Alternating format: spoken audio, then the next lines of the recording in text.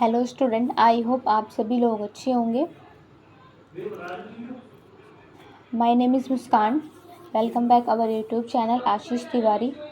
आज की इस वीडियो में हम बात करेंगे चैप्टर नंबर जो हमारा 10 है, दक्कन का लोकप्रिय साहित्य, चक्कीनामा और चरखानामा के इस चैप्टर के बारे में पढ़ेंगे। इसके इंपॉर्टेंट टॉपिक्स देखेंगे। यूनिट 5 का ही हमारा चैप्टर है। हमें यूनिट 5 के जो लास्ट हमारा जो चैप्टर था, चैप्टर नंबर 9, हमने उसको पढ़ा था। जिसने वीडियो नहीं देखी है वो वीडियो देख लीजिएगा। इसका उद्देश्य देख लेते हैं कि इस चैप्टर में हम क्या पढ़ेंगे। तो इस अध्याय का उद्देश्य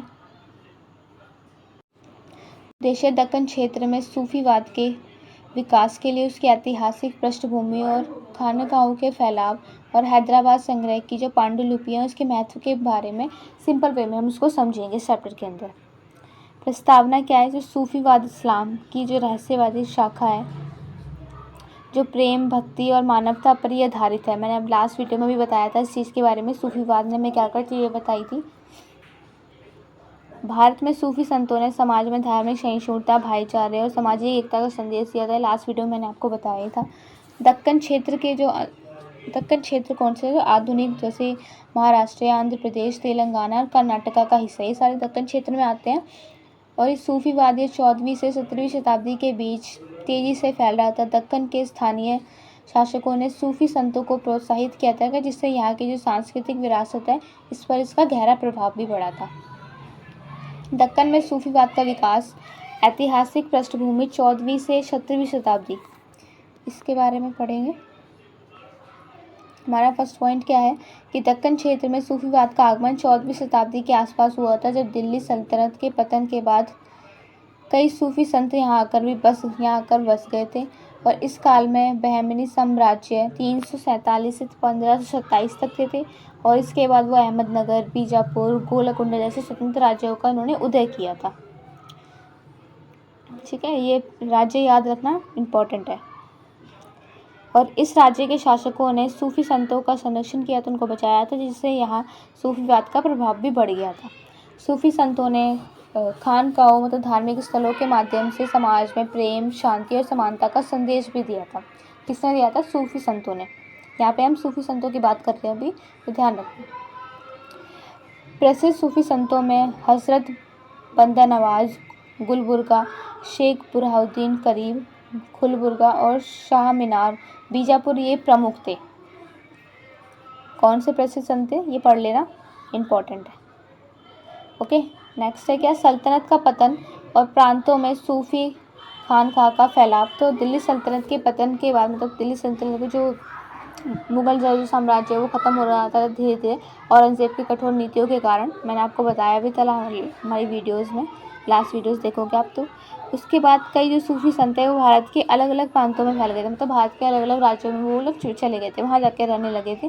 दक्कन क्षेत्र में खानकाह सूफी संतों के जो आश्रम है उसकी स्थापना हुई थी, जो आध्यात्मिक शिक्षण केंद्र के रूप में भी ये कार्य करने लगे थे। इन खानकाहों ने न केवल धार्मिक बल्कि सामाजिक सुधार में भी काफ़ी महत्वपूर्ण भूमिका निभाई थी। धार्मिक दृष्टि से सिर्फ धार्मिक दृष्टि से उन्होंने बदलाव नहीं किए थे समाज के अंदर, बल्कि इन्होंने सामाजिक रूप से भी काफ़ी सारे बदलाव किए थे, और इसमें इनकी महत्वपूर्ण भूमिका भी निभाई है इन्होंने। सूफी संतों ने स्थानीय संस्कृति और परंपराओं, स्थानीय भाषा, संस्कृति, परंपराओं को अपनाकर अपने विचारों को प्रचार किया, लोगों को तो अपने विचारों को फैलाया है। दक्कन में इन खानकाहों ने किसान, व्यापारी और आम जनता के बीच समानता और भाईचारे को भी बढ़ावा दिया है। ठीक है, हैदराबाद संग्रह की पांडुलिपियाँ, तो अधिकांश चक्कीनामा, तो हैदराबाद संग्रह में कई ऐतिहासिक और धार्मिक पांडुलिपियाँ संग्रहित हैं। इसमें चक्कीनामा विशेष रूप से महत्वपूर्ण है। चक्कीनामा एक ऐसा सूफी ग्रंथ है जिसमें आध्यात्मिक शिक्षाएं, नैतिक मूल्य और समाज में संभावनाएं बनाए रखने के लिए सिद्धांतों का वर्णन किया गया इसके अंदर। और इस ग्रंथ में सूफी संतों के उपदेश और उनके जीवन दर्शन को सिंपल वे में उसके अंदर बताया गया है। चक्कीनामा के माध्यम से सूफीवाद ने आम जनता की नैतिकता, ईमानदारी और मानवता के मार्ग पर चलने की उन्होंने हमें प्रेरणा दी है। हैदराबाद के संग्रह की जो पांडुलिपियाँ हैं उस समय की सामाजिक संरचना, धार्मिक आस्थाएं, सांस्कृतिक विरासत का इन्होंने महत्वपूर्ण स्रोत भी बताया है। ठीक है, ये चैप्टर ये ख़त्म हो रहा है। इसका कंक्लूजन देख लेते हैं, क्या कंक्लूजन बताया। तो निष्कर्ष यह है कि दक्कन में सूफीवाद का विकास है। धार्मिक सहिष्णुता, प्रेम और मानवता के संदेश का ये प्रतीक माना जाता है। 14वीं से 17वीं शताब्दी तक जो उसके बीच सूफी संत ने दक्कन क्षेत्र में सामाजिक सुधार पे, शिक्षा पे और आध्यात्मिक जागरूकता पे मार्गदर्शन दिया था। लोगों तक इस चीज़ के बारे में अपनी बात जो लोगों तक पहुंचाई थी। सूफी खानकाहों ने समाज के विभिन्न वर्गों को एकजुट करने का उन्होंने कार्य किया था और हैदराबाद संग्रह की जो पांडुलिपियां हैं सूफी दर्शन का महत्वपूर्ण स्रोत बना था। ठीक है। सूफी खानकाहों ने समाज के विभिन्न वर्गों को एकजुट करने के लिए कार्य किए थे और हैदराबाद के संघ की पांडुलिपियां सूफी दर्शन का इन्होंने महत्वपूर्ण स्रोत बताया था। सूफीवाद ने भारत की सांस्कृतिक विविधता को समृद्ध बनाया था और इसका प्रभाव आज भी समाज में हमें देखने को मिलता है।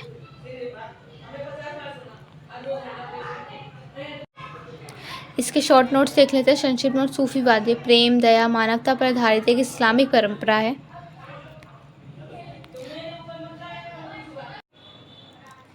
दक्कन में सूफीवाद तो बहमनी साम्राज्य और स्वतंत्र राज्यों के दौरान ये विकसित हुआ था। प्रमुख सूफी संत हजरत बंदा नवाज, शेख बुरहाउद्दीन करीब और शाह मीनार। खानकाहों का प्रभाव तो आध्यात्मिक शिक्षण केंद्र और सामाजिक सुधार स्थल हुए थे।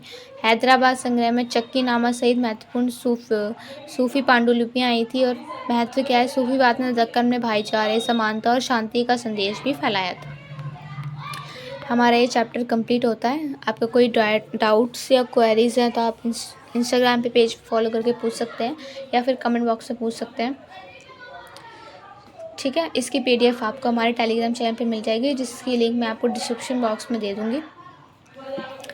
ये चैप्टर की वीडियो कंप्लीट होती है हमारी। ये शॉर्ट सी वीडियो थी। इसके अंदर ज़्यादा कुछ नहीं है, छोटा सा चैप्टर है। आप ध्यान से देखोगे तो आपको समझ में आ जाएगा। अब मिलते हैं हमारी नेक्स्ट वीडियो में। Thank you for watching.